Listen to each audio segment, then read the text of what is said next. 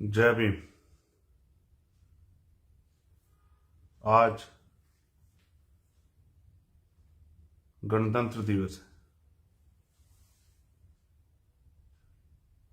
आज हम लोग देश का 74वां गणतंत्र दिवस मना रहे हैं। इस महान दिन और इस महान अवसर पे सर्वप्रथम मैं सभी देशवासियों को और पूरी दुनिया में रहने वाले भारत के प्रत्येक नागरिक को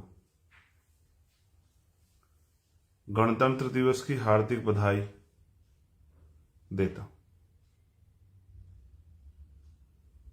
मुझे आज का दिन मैंने लाइव के लिए क्यों चुना, वो एक विशेष, मुझे लगा कि गणतंत्र दिवस पे हमें बात करनी चाहिए, क्योंकि मेरा मानना है कि कोशिश की जाती है कि गणतंत्र दिवस पे गणतंत्र पे बात ना हो। ये जबकि जरूरी है कि गणतंत्र दिवस पे सिर्फ गणतंत्र पे बात हो, लोग गणतंत्र को समझें, लोग लोकशाही को समझें, रिपब्लिक को समझें। लेकिन मुझे ऐसा लगता है कि ये एक सोचा समझा षड्यंत्र है कि गणतंत्र दिवस पे जो चर्चा होनी चाहिए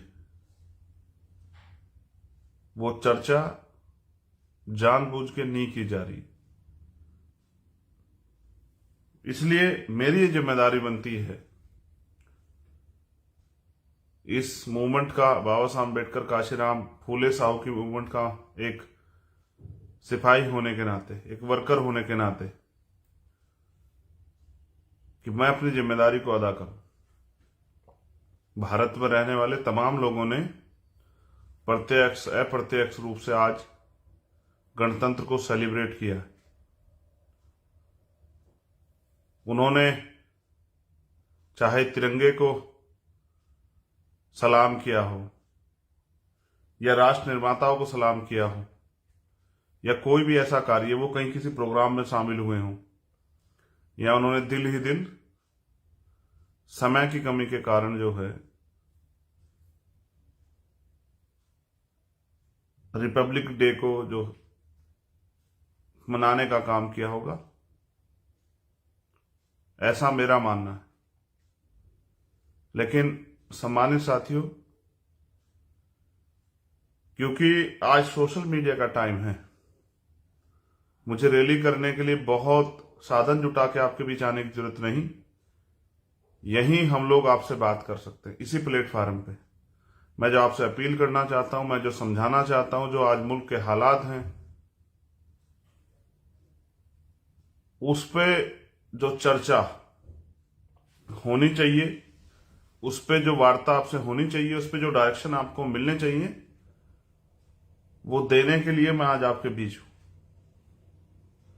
पहली बात, ये जनवरी माह हमारे लिए बड़ा पावन माह है, साल की शुरुआत का माह है। और साल की शुरुआत कैसे होती है, देशवासियों के साथ बहुजन समाज के साथियों को भी जानना चाहिए। देश की शुरुआत होती है 1 जनवरी से। 1 जनवरी, इसी 1 जनवरी पे मैं गणतंत्र से पहले आपको कुछ याद दिलाता हूं। एक नेतृत्वकर्ता होते मेरी जिम्मेदारी है कि आप सब तक ये बात पहुंचे। 1 जनवरी 1818, भीमा कोरेगांव। क्यों हुआ भीमा कोरेगांव, और भीमा कोरेगांव के पीछे की सच्चाई क्या है, इस पे भी आपको आज ही के दिन मेरा मानना है कि ये पावन माह है, तो आपको बताना चाहिए। साथियों, चंद अधिकारों के लिए जो सामाजिक गैर बराबरी उस समय मौजूद थी, जहां छूने की आजादी नहीं थी, अच्छे कपड़े पहनने की, घूमने की, बात रखने की, सम्मान से जीने की आजादी नहीं थी, चंद जो पाबंदियां हम पे लगाई गई थी, उनमें से कुछ जो इतनी पाबंदियां लगाई उनमें चंद पाबंदियां हट जाएं। जैसे वो अच्छे कपड़े पहनने का अधिकार मिल जाए, जैसे दिन के उजाले में निकलने का अधिकार मिल जाए, जो पशुओं को भी था। उन उन अधिकारों के लिए उस समय की पेशवाई से हमारे लोगों ने मांग की कि हम आपके खेमे की तरफ से लड़ना चाहते हैं, लेकिन उस समय के संविधान के अनुसार शस्त्र रखने का और चलाने का अधिकार जो है वो सिर्फ वर्ण व्यवस्था में आधारित क्षत्रिय समाज को था। इसके कारण हमारे लोगों को इतना बलशाली होने के बाद भी उनका मजाक उड़ाया गया, तो उन्होंने उस समय के तत्कालीन जो शासक थे उनसे बात की कि अगर आप हमें मौका दोगे और हमें अधिकार दोगे तो हम आपके साथ आपकी इस लड़ाई को हम लोग लड़ेंगे। और उनसे ये समझौता हुआ कि ये जो पाबंदियां ये आप अगर हटा दोगे तो हम लड़ेंगे। इसलिए मैं भीमा कोरेगांव की बात कर रहा हूं। अब मैं आता हूं 26 जनवरी पे। जिन अधिकारों के लिए युद्ध हुआ, जाने गई, 28,000 पेशवाओं को मरकर कीमत चुकानी पड़ी, जबकि अधिकार नहीं देना मुनासिब समझा गया। उन सारे अधिकारों को बाबा साहब अम्बेडकर ने 26 जनवरी 1950 को जो संविधान लागू हुआ उसमें हमें दिया। एक शंका भी जाहिर की डॉक्टर अम्बेडकर ने संविधान के साथ, जो संविधान में अधिकार दिए गए उनको लेके, कि संविधान से अगर संविधान पूर्ण रूप से लागू होता है तो देश में खुशहाली आ जाएगी। उन्होंने कहा, इस शंका को जो मैं शंका आपसे बात कर रहा हूं कि राजनीति में 1 वोट एंड 1 वैल्यू, 1 वोट और उसका 1 मूल्य, इससे राजनीति में तो बराबरी आ जाएगी। लेकिन जो देश में पहले से सामाजिक गैर बराबरी जातियों के आधार पे और जो आर्थिक गैर बराबरी है उस समय की राज व्यवस्था की अर्थव्यवस्था के हिसाब से, जब तक ये दूर नहीं होगी तब तक संविधान के रहते भी देश में समानता नहीं आएगी। उन्होंने अपील की उस समय के सभी लोगों से कि हमें जल्द से जल्द एक मजबूत राष्ट्र बनाने के लिए सामाजिक गैर बराबरी और आर्थिक गैर बराबरी को भारत से खत्म करना चाहिए। लेकिन जिन लोगों को रूल करने का मौका मिला, देश को चलाने का मौका मिला सरकारों के रूप में, उन लोगों ने इस बात को किसी प्रायोरिटी पे नहीं रखा। देश की जो सबसे बड़ी समस्या है, जो जाति के आधार पर लोगों को बांटा गया है, कभी किसी पार्टी ने अपने मैनिफेस्टो में बात नहीं रखी कि देश से जातियां खत्म होनी चाहिए। हाँ, कुछ लोगों को आपके अधिकार जरूर चुभते हैं, इसलिए वो बार बार आपके संवैधानिक अधिकारों को खत्म करने के लिए मांग करते रहते हैं। लेकिन उन ना समझो को कोई क्या समझाए कि जिस जाति के आधार पर देश बटा है, अगर वो जातियां समाप्त कर दी जाए तो कोई भी जाति का प्रिविलेज नहीं ले पाएगा, फिर आपकी जो पीड़ा है वो दूर हो जाएगी। तो मैं जो शंका जाहिर कर रहा था कि सामाजिक और आर्थिक गैर बराबरी, और उस बात को मान्यवर काशीराम साहब ने समझा। अगर आप पढ़ोगे, जानकारी हासिल करोगे, तो उनका एक सूत्रीय कार्यक्रम था कि हमें देश में व्यापक सामाजिक गैर बराबरी और आर्थिक गैर बराबरी को खत्म करना है। वो अपने आंदोलन को सामाजिक गैर बराबरी दूर करने का और आर्थिक मुक्ति का आंदोलन इस बात से जो है प्रदर्शित करते थे, अपने साथियों को कहते थे। कुछ सपने भी बाबा साहब अम्बेडकर ने देखे थे गणतंत्र को लेके। गणतंत्र आया किस लिए? देश में बहुत सारे लोगों को अधिकार थे, लेकिन इस देश के वंचित तबके को अधिकार नहीं थे। शूद्रों को, महिलाओं को, अछूतों को, आदिवासियों को, अल्पसंख्यकों को अधिकार नहीं थे। उनके लिए आया गणतंत्र। पहले भी राजा होते थे, राजशाही थी। जब तक देश एकजुट नहीं हुआ, भारत नहीं बना तब तक कबीले और बादशाही में बटा हुआ था। तो जरूरत किसकी थी? डेमोक्रेसी की जरूरत किसको थी? असल में डेमोक्रेसी की जरूरत इस देश के एक बड़े समाज को थी, जिसको लंबे समय तक अधिकार से वंचित रखा गया।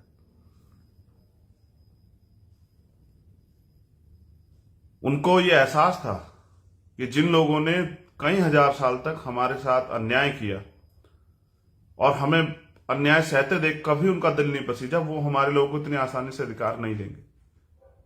इसलिए संविधान का सपना और संविधान में अधिकार हमें मिले, और संविधान का सपना पूरा किया बाबा साहब ने। 2 साल 11 महीने 18 दिन जाग के, दिन रात एक करके ये पूरा संविधान लिखा गया। आज हम लोग इसकी अहमियत नहीं समझ रहे हैं। हम ये सोचते हैं कि हमें अधिकार बहुत आसानी से मिल गए, जबकि ये सच नहीं है। इन अधिकारों के लिए कीमत चुकानी पड़ी। जैसा मैंने कहा कि 1 जनवरी 1818 में कुछ अधिकारों के लिए इतनी बड़ी कीमत चुकानी पड़ी, लेकिन इस बार कीमत आपने नहीं चुकाई, मैंने नहीं चुकाई। इस बार कीमत चुकाई बाबा साहब अम्बेडकर ने, अपने 4-4 बच्चे कुर्बान करके, अपनी सुख सुविधाएं, अपना घर परिवार कुर्बान करके, अपना जीवन कुर्बान करके। इसलिए हम बाबा साहब अम्बेडकर को अपने पिता, अपने बाबा से भी पहले याद करते हैं। इसलिए अब हम लोग उनको अपना सब कुछ मानते हैं। जिन लोगों ने उनको समझा, उन्हीं लोगों को उनकी कद्र। लेकिन साथियों, कद्र करने से काम नहीं चलेगा, उनके दिखाए रास्ते पे भी चलने की जरूरत है। उन्होंने हमें वोट का अधिकार दिया। भीम आर्मी आजाद समाज पार्टी के नौजवान साथी इस बात को, नेता लोग इस बात पर ध्यान दें और समाज को जाके समझाएं कि बाबा साहब को ने सपना तो देखा कि परिवर्तन होगा, लेकिन उनको ये विश्वास नहीं था कि इनका चरित्र बदल जाएगा जिन लोगों के हाथ में सत्ता है। इसलिए उन्होंने वोट का अधिकार आखिरी व्यक्ति को भी, जो बालिग, उसको दिलाने का प्रयास किया। पहले इसकी एज 21 साल रखी गई, फिर परिवर्तन हुआ, 18 साल आई। लेकिन बाबा साहब को ये उम्मीद थी, उनका जो अनुभव था, उनका जो ज्ञान था, जिसमें उन्होंने कहा कि 21वीं सदी हमारी होगी, उनको ये महसूस होता था कि आने वाले कल में जो वोट का अधिकार मैंने अपने लोगों को दिया है, उस वोट के अधिकार का प्रयोग करके ये कमजोर शोषित वर्ग के लोग अपनी सत्ता स्थापित करेंगे और जो अधिकार संविधान में मैं लिख रहा हूं, उनको लेने का प्रयास करेंगे। संविधान महज एक किताब नहीं, संविधान भारत में रहने वाले अंतिम व्यक्ति की दुनिया है। जो लोग नहीं समझ पाए कि संविधान ने हमें दिया क्या, तो संविधान ने हमें दिया ये कि जिस व्यक्ति को इस देश में कोई अधिकार नहीं था, आज वो सम्मान का जीवन जी रहा है। आज वो स्वाभिमान के साथ इस देश में घूम रहा है। आज उसको नौकरी करने का, बिजनेस करने का और तमाम तरह के जो है चीजों में शामिल होने का अवसर, आज उसको बोलने का, नेता बनने का सारे अवसर। आज मेरे जैसे व्यक्ति को ये जो कोट पैंट मैंने पहना, ये सिंबल है, इसलिए मैंने ये पहना। यहां अन्य अन्य नेताओं ने अन्य अन्य कपड़े पहने, किसी की वेशभूषा वो धोती कुर्ते की थी, किसी की हाफ पैंट और शर्ट की थी, लेकिन यहां बाबा साहब अम्बेडकर ने प्रयास किया कि वो अपने समाज को संदेश दे पाए कि वो सम्मान स्वाभिमान से जी, और इसलिए अपने अंदर काबिलियत पैदा करें और साधन जुटा के वो जो सुविधाएं ताकतवर लोगों के पास थी वो भी प्राप्त करें। इसलिए मैंने आज कोट पैंट पहना कि आपको बताया जाए कि डॉक्टर अंबेडकर क्या चाहते थे। वो आपको भूखा नंगा नहीं देखना चाहते थे, वो आपको किसी का पिछलग्गू नहीं देखना चाहते थे, वो आपको इस देश में शासक देखना चाहते थे।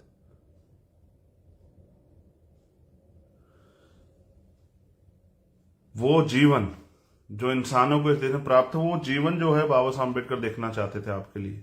इसलिए इस संविधान ने हमें दिया पढ़ने का अधिकार, आगे बढ़ने का अधिकार, समानता का अधिकार, जो नहीं दिया गया था। कितनी भी कीमत चुकाने के बाद, कितना भी अपमान सहने के बाद, रोने के बाद, चिल्लाने के बाद, वो समानता का अधिकार, वोट की ताकत को, वोट से अपने लोगों की वोट को तैयार करके हुक्मरान बनने का अधिकार, इस देश में राजसत्ता में शामिल होकर अपने लोगों के लिए कानून बनाने का अधिकार, और आपके साथ अगर अन्याय हो तो आपको संरक्षण देने का अधिकार।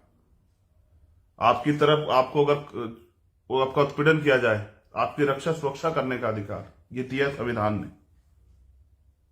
कितना जान पाए हम लोग संविधान को? हम इतना जान पाए गणतंत्र और संविधान दोनों। मैं जो बात कह रहा हूं आप इसको याद रखना, आपके दिल में आपको समझ आए कि हम इतना जान पाए गणतंत्र को कि जितने वोट से देश में सरकार बनती है उससे ज्यादा लोग वोट ही नहीं देते भारत में। हम इतनी वोट की वैल्यू को समझते हैं। आप चेक करा के देखो आज तक का आंकड़ा, जितने परसेंट लोग वोट देके जो हैं इसमें 21वीं सदी के भारत में सरकार बनाते हैं, 37% 38% वोट देते हैं। आप चेक करो, लगभग उतने ही लोग इस देश में वोट नहीं देते, क्योंकि पोलिंग परसेंटेज 60%, 62%, 64%, 65% रहता है।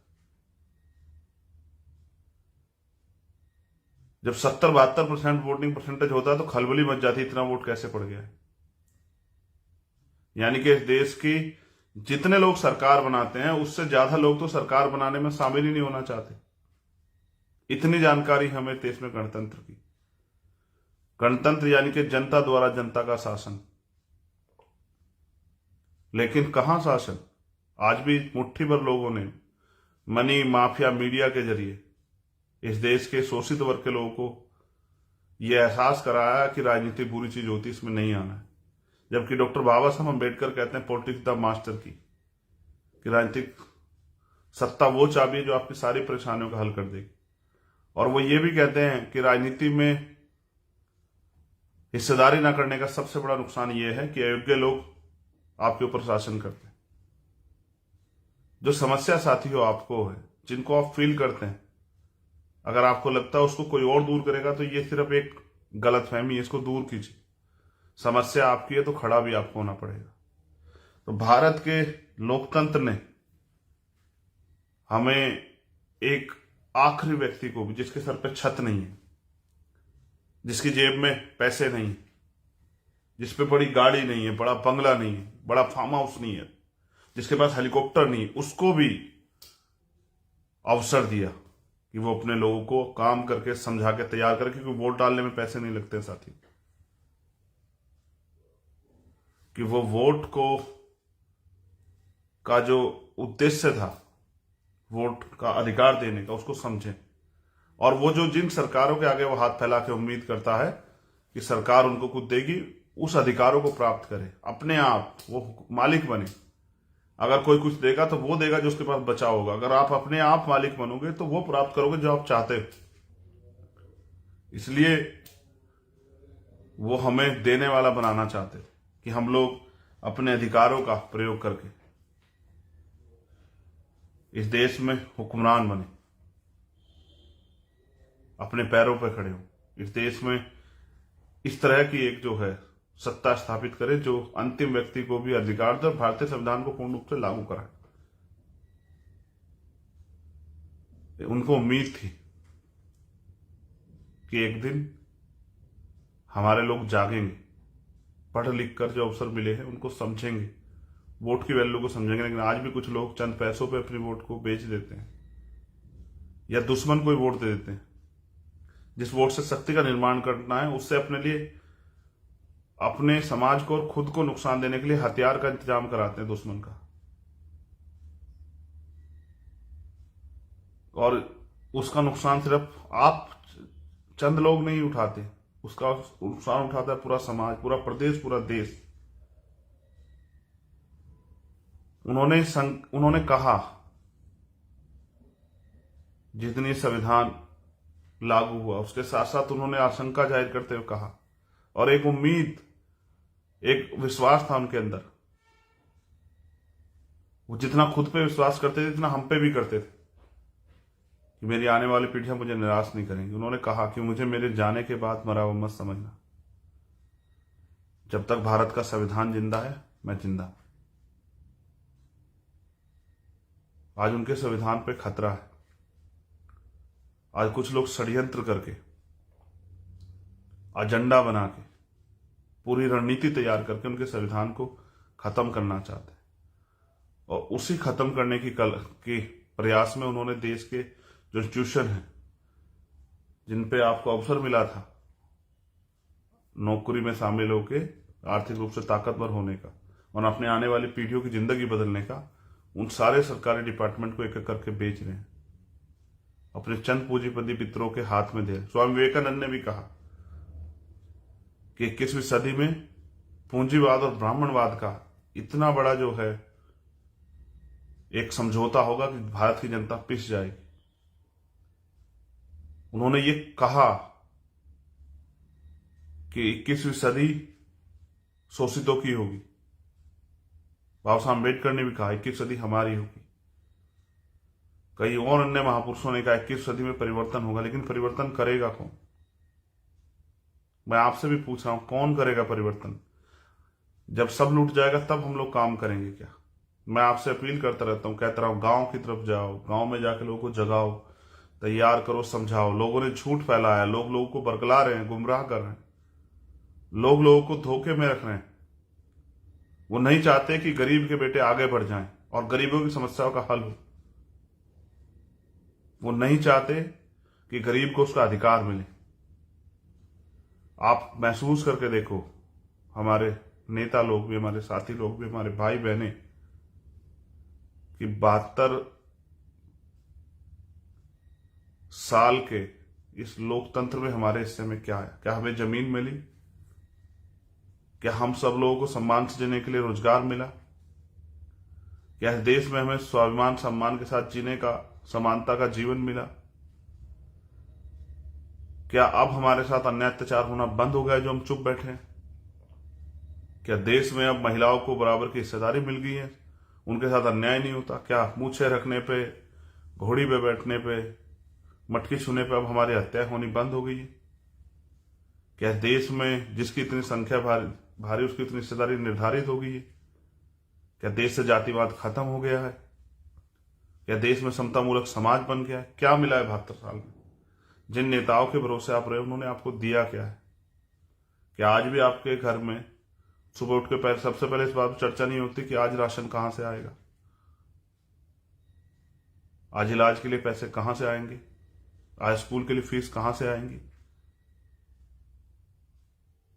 दुश्मन अपना काम कर रहा है, लेकिन हम अपने लोग सुरक्षित रखने के लिए क्या कर रहे हैं? मुझे बड़ी खुशी होती है, आप सारी एट्रोसिटी पे जाके लड़ते हो, लेकिन अगर उस समाज को आप तैयार नहीं करोगे कि वो अपनी वोट से अपनी ताकत बनाए, तो लोग तो मरते रहेंगे, क्योंकि सत्ता में ताकत है, सत्ता में ताकत है। ये डॉक्टर अंबेडकर कह रहे हैं, पॉलिटिक्स द मास्टर की। उस सत्ता को कब हासिल कर पाएंगे हम लोग? मैं आपसे अपील करता हूं कि काम करो, संगठन बनाओ। इसलिए तो करता हूं, इसीलिए करता हूं अपील कि आप अहमियत को समझो। जब सब अधिकार खत्म हो जाएंगे तब क्या करेंगे हम लोग? जब इस देश के संविधान को जिस तरह से ताकतवर लोग सत्ता में बैठ के पूंजीपति और ब्राह्मणवादी मिलके कुचलने काम करें, आरएसएस बीजेपी के लोग जिस तरह से संविधान में मिले अधिकारों को खत्म करने का प्रयास करें, षड्यंत्र हो रहे हैं, जैसा मध्य प्रदेश में हुआ। मैं आपके याद दिला रहा हूं, स्पेशली मध्य प्रदेश के साथियों के, कि 12 फरवरी को भोपाल में जो प्रोग्राम है वो ऐसा होना चाहिए कि 12 फरवरी के बाद आपके अधिकारों की तरफ आंख उठाने से पहले मध्य प्रदेश ही नहीं, पूरे देश में 1000 बार सोचा जाए। मैं अपने SC, ST, OBC माइनॉरिटी के भाइयों से अपील करता हूं कि आप आइए, जो साजिश दुश्मन कर रहा है उसको बेनकाब करेंगे और अपनी एकता से ये संदेश देंगे कि अब हम गुलामी बर्दाश्त नहीं करेंगे। मैं भी ये चाहता हूं, मेरा भी एक सपना है, अपने महापुरुषों के सपने को आगे बढ़ाते हुए, कि आप सब लोगों को स्वाभिमान, सम्मान और अधिकारों का जीवन मिले, जो अन्याय आपके साथ होता है वो बंद हो जाए और इस देश में गैर बराबरी पर आधारित जो व्यवस्था खत्म हो जाए, एक समतामूलक समाज बने। और बिना शक्ति के ये परिवर्तन नहीं हो सकता। शक्ति मैंने आपको बताया कि शक्ति सत्ता में। इस उद्देश्य को गणतंत्र के समझिए कि ये गणतंत्र क्या संदेश दे रहा है। 74 साल से जो 74वां गणतंत्र हम मना रहे हैं, सूनी पड़ी है बहुजनों के लिए दिल्ली की गद्दी।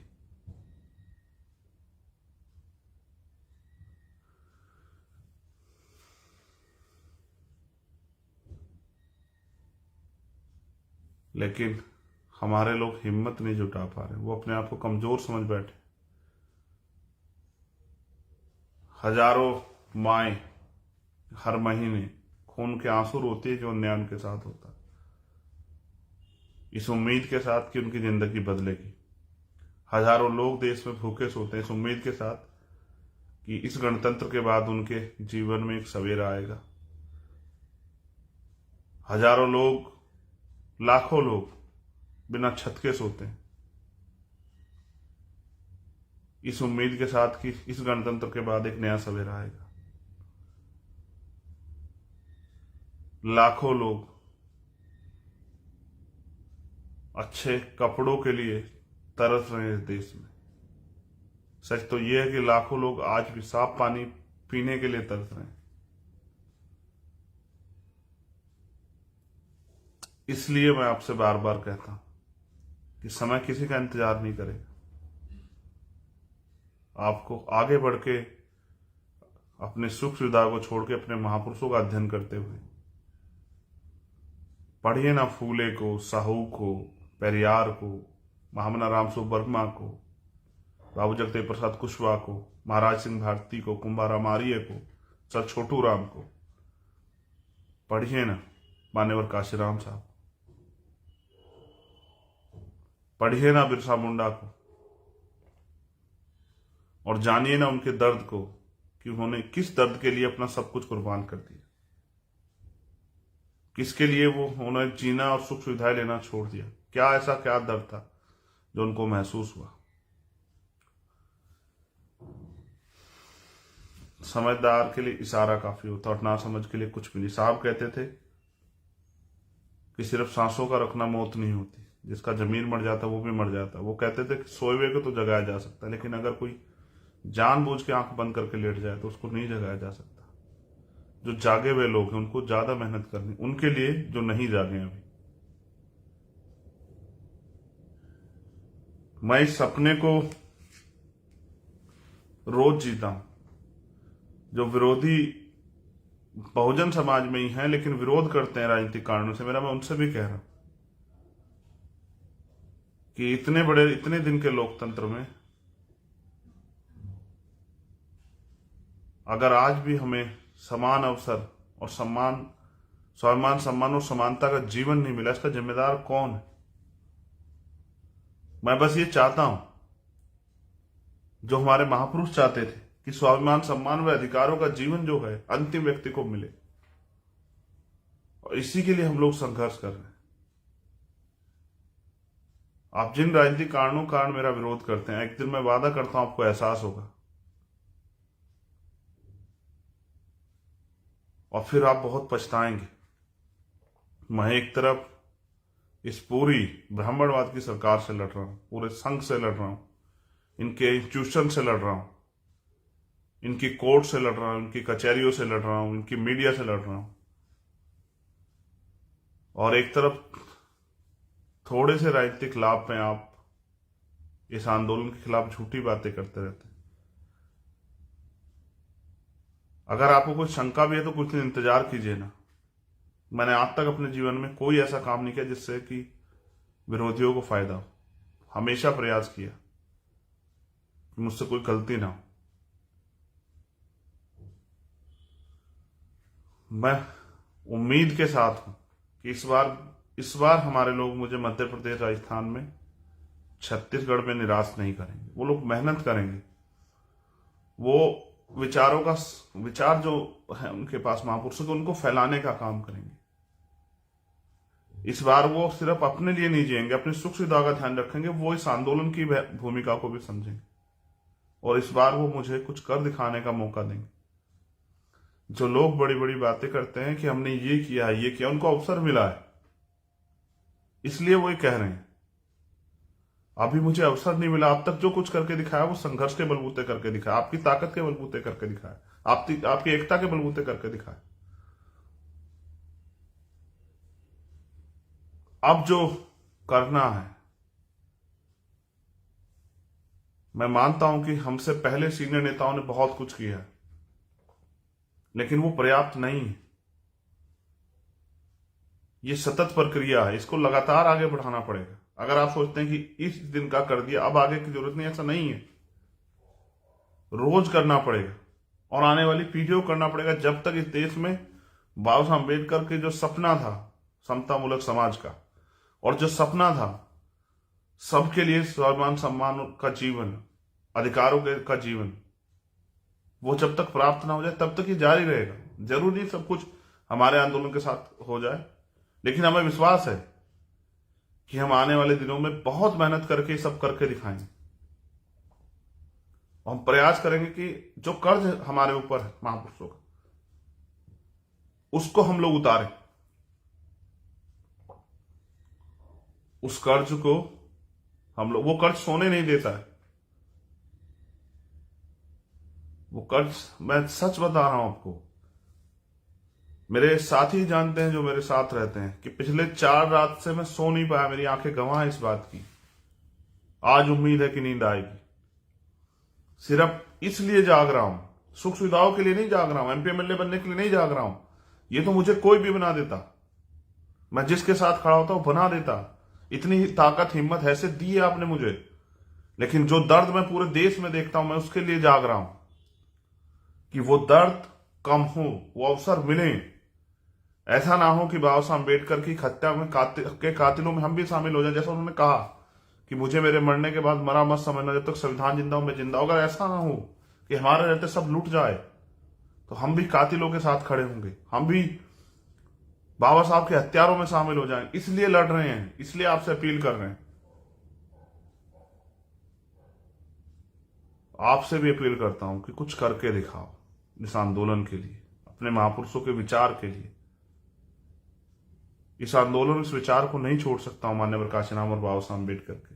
इस बहुजन आंदोलन को नहीं छोड़ सकता हूं।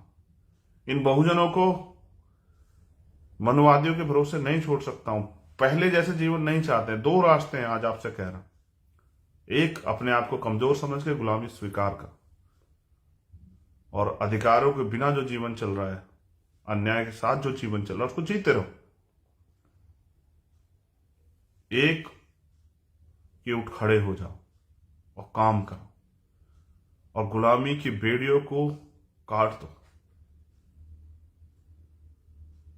और स्वाभिमान सम्मान और अधिकारों के जीवन के लिए लोगों को जगाने का काम करो, लोगों को समझाने का काम करो, तैयार करो लोगों को। कांटे से ज्यादा चुभता हूं आज मैं इन लोगों को, सिर्फ इसलिए कि ना इन पे खरीदा जाता हूं, ना ये मुझे तोड़ पा रहे हैं मुकदमे लगा के, और ना ही ये मुझे डरा पा रहे हैं। ये मुझे डराने के लिए मेरी गाड़ियों में हमला कराते हैं, ये मुझे डराने के लिए मेरे ऊपर झूठे मुकदमे लगाते हैं, और ये मेरे साथियों को जो है खरीदने का प्रयास करते हैं, मुझे कमजोर करने के लिए, इस आंदोलन को कमजोर करने के लिए। लेकिन मेरे, अगर मैं मर भी जाऊंगा तो भी आंदोलन कमजोर नहीं होता, क्योंकि आज इस आंदोलन को चलाने वाले ये हजारों रखवाले हैं जो आज मुझे सुन रहे हैं। आज हर घर में बाबा साहब अम्बेडकर, काशीराम साहब का विचार जो है एक नौजवान के रूप में फल फूल रहा है। आज एक चंद्रशेखर की जरूरत नहीं, उनके पास लाखों चंद्रशेखर तैयार हो रहे हैं। और आने वाले 5 साल बाद मैं बताऊंगा कि हम इस देश में हमने क्या तैयार किया। आज हम मोहरे नहीं रहे हैं लोगों की, आज हम अपने बल पे जीने के लिए तैयार हो रहे, खड़े हो रहे हैं। मैं कल बिजनौर रहूंगा, कल मैं राजस्थान था, उससे 2 दिन पहले मैं महाराष्ट्र था, उससे 2 दिन पहले मैं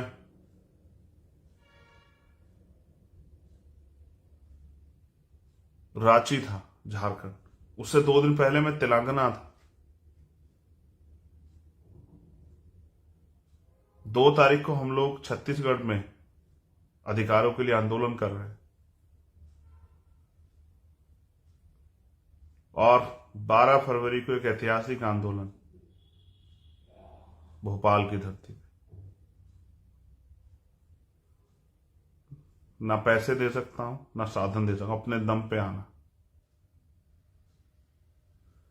उस आंदोलन को मजबूत करने के लिए आना। वहां जो साथी हमारे नेता लोग मेहनत कर रहे हैं सामाजिक न्याय यात्रा की, उसके बल, उसकी शक्ति के प्रदर्शन को आना और आना इतिहास लिखने को, ये बताने को कि हम इस देश में गुलाम नहीं, नए कीर्तिमान स्थापित करने हैं, स्वाभिमान सम्मान के साथ जीना, हक अधिकार के साथ जीना है। क्योंकि बाबा साहब अम्बेडकर ने सिखाया ना कि 100 दिन बकरे की तरह जीने से अच्छा एक दिन शेर की तरह जी। उन्होंने ही कहा ना, अन्याय करने वाले से अन्याय सहने वाला ज्यादा दोषी होता है। और उन्होंने ये भी कहा कि जिस समाज का युवा जीते जी समाज के स्वाभिमान सम्मान हक अधिकारों की लड़ाई नहीं लड़ता, वो जीते जी भी मरे हुए के समान होता है। और जो जीते जी इस लड़ाई को लड़ता है, स्वाभिमान सम्मान की रक्षा करता है, अगर उसकी वो शहीद भी हो जाए तो वो मरकर भी अमर हो जाता है। अपने लिए तो जानवर भी जीते हैं, समाज के लिए, अपने महापुरुषों के आंदोलन के लिए जियो। जब आप मैदान में आ जाओगे, आपका रास्ता कोई नहीं रोक सकता, क्योंकि आपके बल से सब लोग वाकिफ हैं। हमारा इतिहास इस बात का गवाह है, प्रमाणिकता है। हम एक ऐसे दौर में हैं जहां सब तरफ अंधेरा है और आखिरी उम्मीद आप है। कुछ साथियों को इशारा करते हुए कह रहा हूं, अपने निजी स्वार्थ में इस आंदोलन को कमजोर मत होने देना। जैसे बाबा साहब अम्बेडकर ने कहा कि बड़ी मुश्किल से तमाम तरह के आरोप, तमाम तरह के अन्याय, तमाम तरह की मुसीबतें, तमाम तरह की चीजों का सामना करते हुए मैं इस आंदोलन को, तमाम तरह कुर्बानियां देते, अपने 4-4 बच्चों को कुर्बानियां देते, मैं इस आंदोलन को यहां तक लेके आ पाया। मेरी आपसे अपील है कि अगर आप इसको आगे नहीं बढ़ा सकते, इसको पीछे मत जाने देना, कभी दुश्मन के मोहरे मत बनना। हमने ये आंदोलन लहू से सींचा, हमारे महापुरुषों ने आंदोलन लहू सींचा, इसलिए हम लोग इसे लहू से सींच रहे, अपने महापुरुष सीख लेके। ये आंदोलन इन नसों में बहता है, ये आंदोलन सांसों के साथ चलता है और ये सांसों के साथ ही जाएगा। जब इस सांस खत्म होगी तभी आंदोलन अब जाएगा इस शरीर से। लेकिन आने वाली पीढ़ियों में इतना जो है सैलाब भर के जाएगा कि हमारे लोग अन्याय अत्याचार नहीं सहेंगे। मैं माओ को बारे में जब सोचता हूं, जो जिन घरों में बच्चों के साथ रेप हत्याएं होती है, जहां पुरुषों बच्चों के साथ, भाइयों के साथ हत्याएं होती है, जहां स्वाभिमान सम्मान का खिलवाड़ किया जाता, तो इसलिए जज्बाती हो जाता। इसलिए कुछ लोग मजाक उड़ाते हैं कि चंद्रशेखर रो पड़ा था। मैं अपने समाज को अपना परिवार मानता हूं, तो मुझे तकलीफ होती। कभी व्यक्तिगत हित के लिए नहीं रोया चंद्रशेखर आजाद, और ना कभी रोए। तो आपसे अपील करता हूं कि महापुरुषों के दर्द को सिर्फ चंद लाइनें सुन के मत समझें, उनको पढ़ें, एक बार उनके जीवन को पढ़ें। उनके वास्तविकता में अगर कुछ करना चाहते हैं समाज के लिए, तो पहले अपने महापुरुषों को पढ़ें। मैं शर्त ला कहता हूं, अगर मुझसे मेरे जितना या मुझसे ज्यादा हौसला ना पैदा हो जाए आपके अंदर, तब कहना। गणतंत्र दिवस की हार्दिक बधाई। लेकिन अभी ये गणतंत्र मेरे लिए बेईमानी सा है, क्योंकि आजाद पैदा हुआ हूं, आजाद जिया हूं और आजाद मरूंगा। तो बहुजनों की आजादी के लिए ये आंदोलन आगे बढ़ना चाहिए, क्योंकि जिन्होंने हजारों साल से आपको इंसान नहीं माना, आपको अधिकार नहीं दिए, वो अब आने वाले समय में आपको अधिकार नहीं देने वाले। वो आपकी बात भी इसलिए करते हैं, आपका वोट का अधिकार, वो आपके पैर भी धोते हैं, आपको गले भी लगाते हैं, आपको अपना भी करते हैं, आपके महापुरुषों को फूल भी चढ़ाते हैं, सिर्फ इसलिए कि आपके वोट को लूट सके। सही माने में आज भी आप उनके लिए अछूत हैं, गुलाम हैं, शूद्र हैं। इसलिए बहुजन समाज में एकता बनाओ मेरे भाइयों। SC ST OBC एकजुट हो जाओ, माइनॉरिटी के लोग एकजुट हो जाओ और निकम्मे, निठल्ले और स्वार्थी नेताओं को छोड़ के काम करने वालों को मौका दो। जो सिद्धांत मैंने सुबह भी लिखा, बाबा साहब अम्बेडकर ने दिया कि आज मैंने रानी का पेट काट दिया, आज के बाद राजा मतपेटी से पैदा होगा, बैलेट बॉक्स से तैयार होगा। उस सिद्धांत को भी समझो। राजाओं के भरोसे मत रहो। राजाओं की नजरों में प्रजा कीड़े मकोड़ों से ज्यादा नहीं होती, क्योंकि आज के राजा ऐसे ही। और आप कीड़े मकोड़े नहीं, बाबा साहब के वंशज हो, फूले के वंशज हो, साहू के वंशज हो, पेरियार के वंशज हो, संत गाड़गे महाराज के वंशज हो, नारायणा गुरु के वंशज हो, मां सावित्रीबाई फुली, मां रमाबाई के वंशज हो, मां अवंतिबाई लोधी, मां झलकारी बाई के वंशज हो। इसलिए कह रहा हूं, अपनी शक्ति को पहचान। मां आशा गुजरी के वंशज हो, धन सिंह कोतवाल के वंशज हो। इसलिए आपसे कह रहा हूं, अपनी ताकत को पहचानो। बाबू जगदेव प्रसाद कुशवाहा, जननायक कपूर ठाक के वीरों, इतिहास आपको क्यों याद रखे, कुछ ऐसा करके जाने के लिए काम करो। पुनः धन्यवाद। जय भीम, जय भारत, जय संविधान। गणतंत्र दिवस की मंगल कामनाएं और ये उम्मीद भीम आर्मी आजाद समाज पार्टी के सिपाहियों से कि मुझे अपने ऊपर भरोसा है, तो मुझे आपके ऊपर भरोसा है कि आपको कोई नहीं हरा सकता।